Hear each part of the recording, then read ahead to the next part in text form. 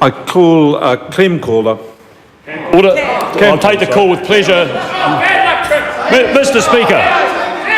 Speaker, this government is working hard to cushion our country from not only the worst effects of the recession the worst recession we've seen since 1930, but also the ravages, Mr. Speaker, of the most inept period of administration New Zealand has seen in decades. That's right. I refer, of course, to the damage done by the spent, drained, terminally fatigued, listless, limp and late Labour administration. An administration, Mr. Speaker, for whom the last years of government were bereft of ideas, where creativity was a distant dream, where the idea of action a barely recoverable memory from a cobwebbed cerebral closet. Mr. Speaker, these last days of wheezing decrepitude extended over at least 3 years, possibly 5. 5 years, Mr. Speaker, where an original thought, Mr. Speaker, stood out like an acoustic set at a gay bikers on acid concert. A moment of fun at a temperance meeting. Mr. Speaker, the empty husk of the late, unlamented Labour administration subjected our country to years of hurry up and wait, calls to inaction. Calls to inaction.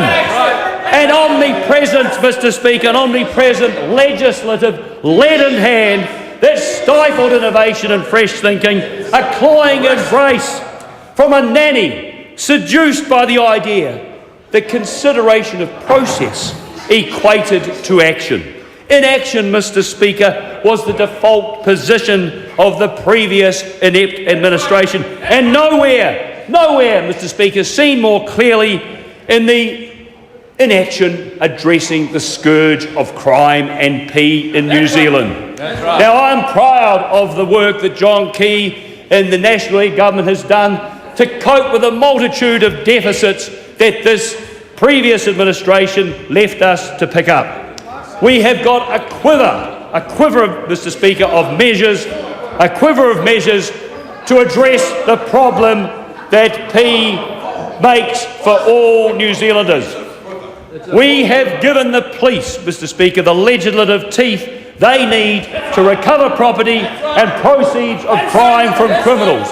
The crime that is funded more often than not by the production of the scourge of all levels of society, the scourge of P. We have passed the Criminal Process Recovery Act. That's right. And the Sentencing Amendment Act, Mr. Speaker, all part of the toolkit to make our country safer.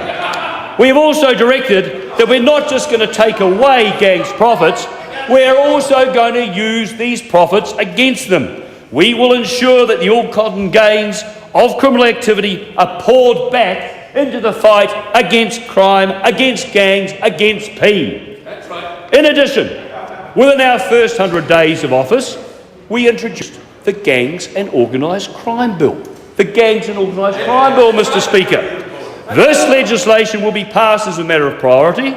It doubles the penalty for participation in a criminal gang, often making P from chemicals, and gives police greater powers to investigate gang members and enable removal orders to gang fortifications, Mr. Speaker, which often cloak the nefarious activity of the evil drug cook. These measures are supported by new search and surveillance and anti-money laundering bills, Mr. Speaker. These two will give the police the extra powers for investigating and fighting the scourge of P, the scourge of the organised crime that afflicts all areas of our society today. A scourge, Mr. Speaker, that was largely overlooked by the previous administration year after year after year after year, Mr. Speaker.